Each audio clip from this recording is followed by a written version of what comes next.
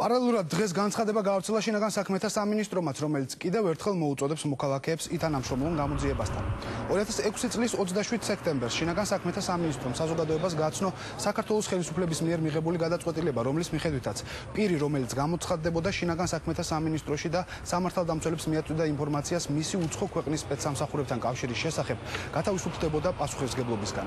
აღნიშნული განცხადება გაკეთდა მას შემდეგ, რაც შინაგან საქმეთა სამინისტროს კონტრდაზვერვის დეპარტამენტმა დააკავა საქართველოს 11 მოქალაქე, რომლებიც თანამშრომლობდნენ რუსეთის თავდაცვის სამინისტროს გენერალური შტაბის მთავარ სადაზვერვო სამმართველოსთან გრუსთან. ანალოგიური განცხადებით შინაგან საქმეთა სამინისტრომ საზოგადოებას მიმართა 2010 წლის 11 მაისს, როდესაც სამართალდამცველებმა ჩაატარეს მასშტაბური სპეცოპერაცია ენვერი.